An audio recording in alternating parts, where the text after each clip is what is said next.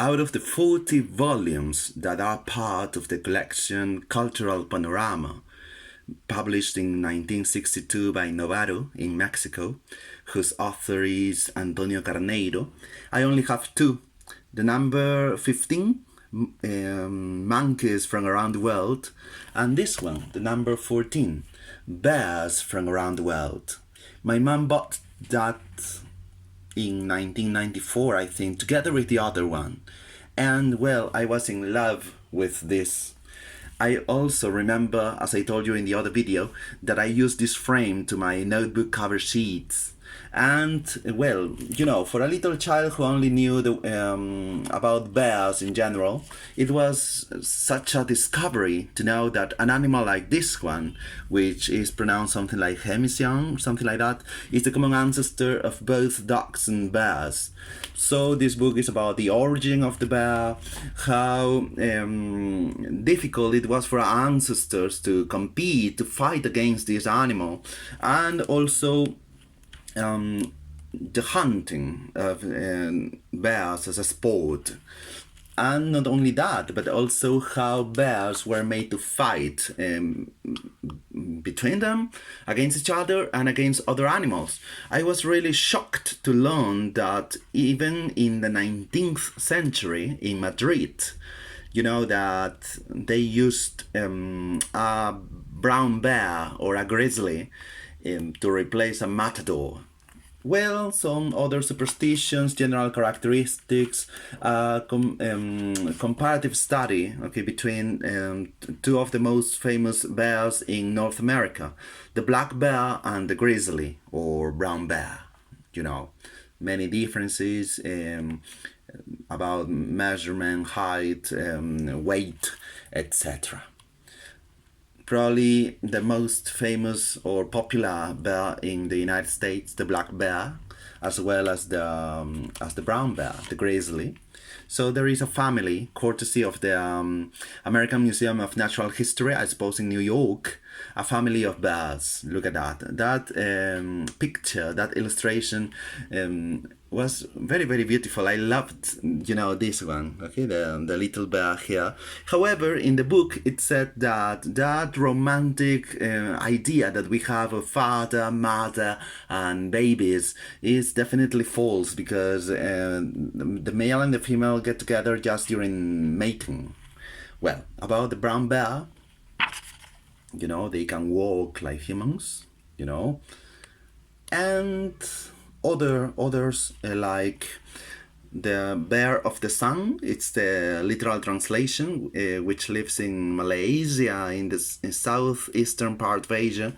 Also the Asian black bear. It was the first time that I read about the Ainu, you know, the ethnic group who live in the north of Japan, especially in Hokkaido.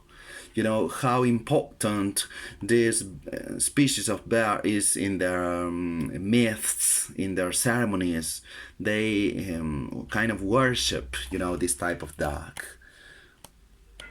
Also, as a Peruvian, I know very, very well about this Andean bear or spectacle bear, because this is the only species of bear that lives in South America. Well, in Quechua, I think it is called ucumari or ukuku, something like that.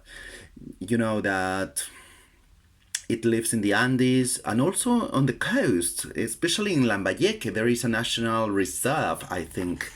Well, and of course, you know, when we think about bears, we immediately think about the polar bear.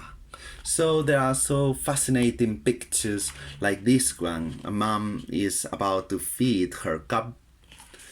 Another one, a seal here, is resting on an iceberg when suddenly a giant polar bear appears to bite it and kill it.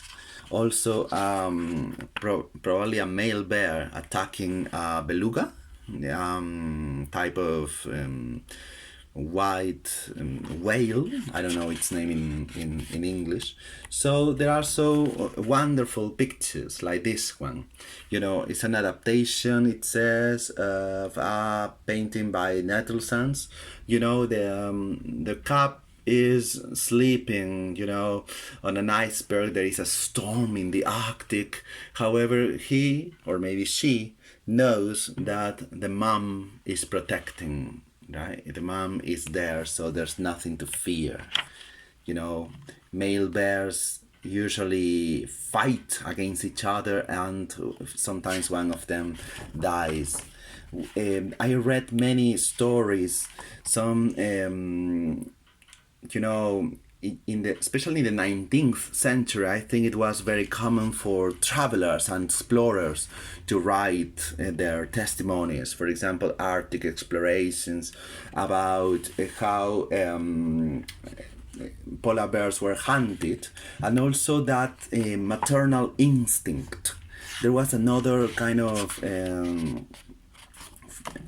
story in which they had killed the babies, and the mom was so angry that she was about to attack the explorers, but they also killed her. So imagine that terrible, that depressing image, mom and babies dead, you know, so cruel. On the other hand, the book ends with, you know, the giant panda from China. It said that just in 1869, people in the West knew about this animal, and also in Chile, in the zoo of Santiago 2 months ago, I was lucky enough to see this, the red panda, which is very, very different from the others, right? It's an animal in danger of extinction, I think. So this is my book from 1962, a second-hand book that a mother bought for her child who never played sport but was an avid reader. I wanted to share it with you, and you know, even though it is not so well looked after, not so well preserved, it also has a sentimental value. That's why I wanted to share it with you. Bye bye.